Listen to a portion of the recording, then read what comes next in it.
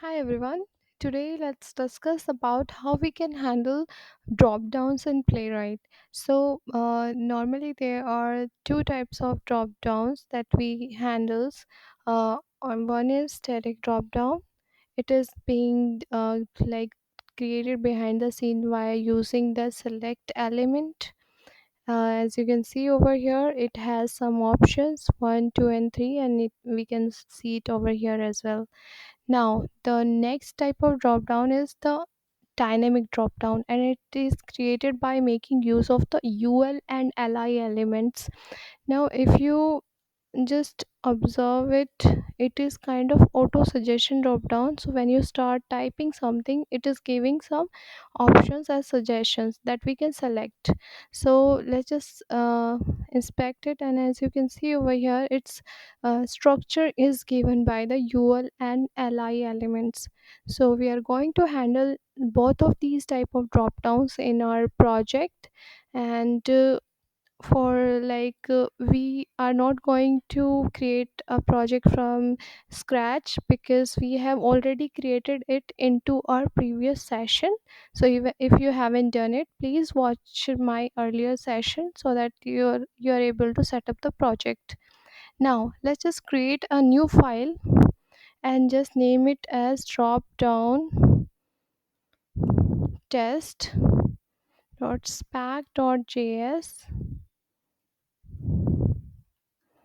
Okay, and import the required statements, that would be the test and expect that we need for now from Playwright.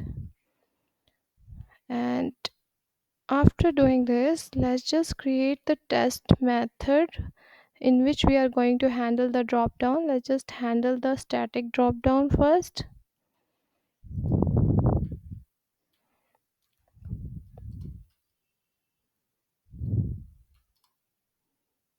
Normally the static drop downs are created using the select statement, so we are going to handle it first. And for handling those drop downs, we have one method in Playwright, that is select by option, select by value. These kind of methods are available. So let me just create this method first.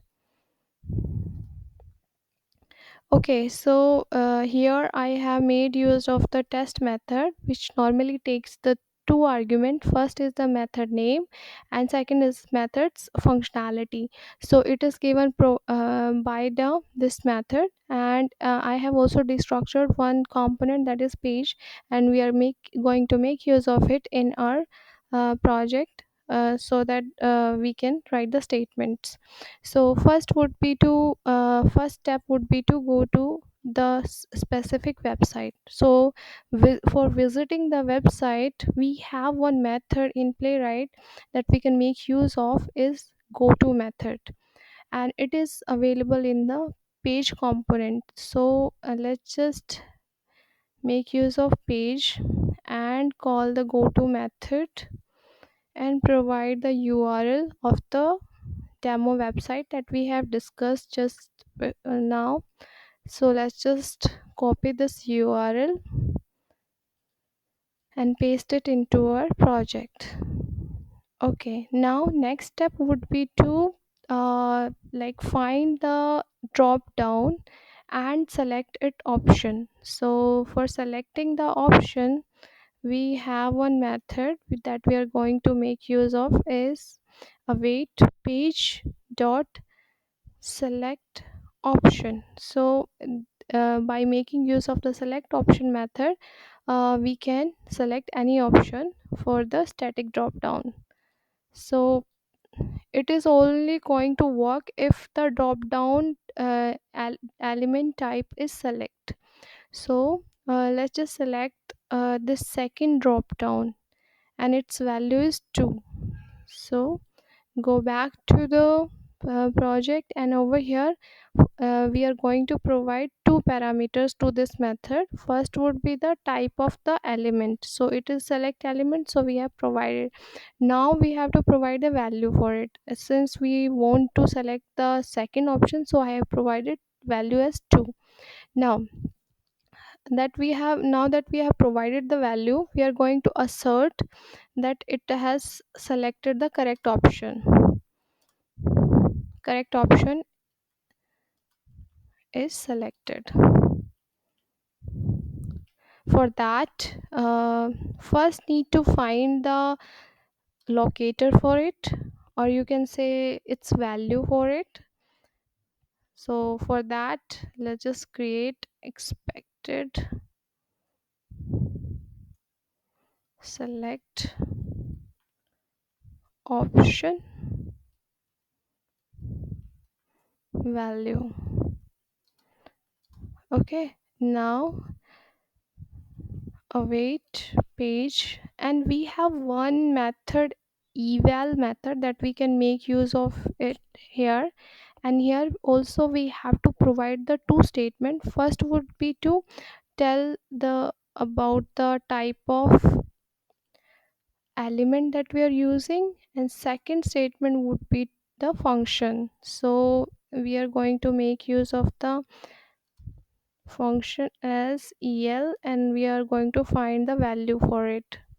Okay, so after getting the value for this like element, we are going to compare it, and that comparison, or you can say assertion, can be done by the expect method that is provided by the Playwright. So in the expect method, first need to provide the value that we are expecting,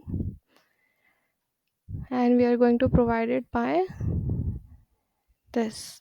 Okay, now we are going to provide the actual value that we are expecting from to be selected, and that is 2. Okay, so these are the steps that are important for handling the static drop downs. So first visit the site, select the option by value, and that we can do by making use of the select option method. Now next would be the to assert that the correct option is selected. Now let's just quickly run this code by using this command npx playwright test ui. When you will run this command, it is going to open the all of the test cases will be shown in the ui mode. And since we have this file created for us, dropdown test.spec.js, and we have written one test case, we are going to run this one. So let's just run it and see how it goes.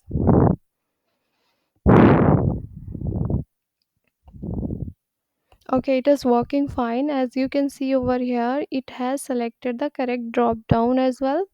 So we can move back to our project and create one more test over here. And in that test, we are going to handle the dynamic drop downs. Handling. And we are going to provide one method over here.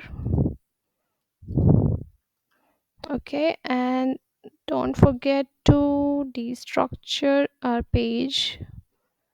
Okay, now we for handling the dynamic drop down, first we need to find the website url. Okay, so let's just make use of this demo website url and visit that website. Okay, let's just navigate to the demo website by making use of the goto methods, and with that we can do by calling the goto method and provide the url over here. Okay, so after visiting the website, we are going to find the dynamic like drop down it, so that we can look provide the suggestions over there, and select the correct option. So for that, let's just inspect this element. It is of input type element, and its id is available. So let's just make use of the id for now. Always go for id if you it's available for any element for selecting the element. Now, since it is of input type element, so it is expecting some text from us, right? So for handling those typing data type of scenarios, we have one method, and that is fill method, that we can make use of in Playwright. It basically going to type the like text into that element. So for that, it requires two parameters. For first would be the unique identifier that we can provide, or locator you can say. So since we have made use of the id, and always make sure to prefix it with the hash icon, because it tells the playwright that behind the scene that it is making use of the id, so it will be dealing it with the same way. Now in the fill method, the next parameter is the text that we want to pass it to. So for now, I'm passing the text as te. Okay. Now that we are done with this step, next step would be to select that from those auto suggestion options. I'm going to select one option, and for that, just simply click on it and inspect it. As you can see over here, we have this li element and its text is given over here. So let's just select this option. Okay, so await page dot wait for selector.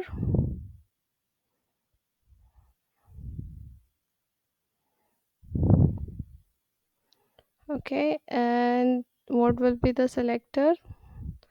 Let me just check it once. Okay, so this li element class is this. So I want to wait for the options to appear, and only then I want to select the next option that I want to select. So for since I'm providing the class name, always prefix it with dot.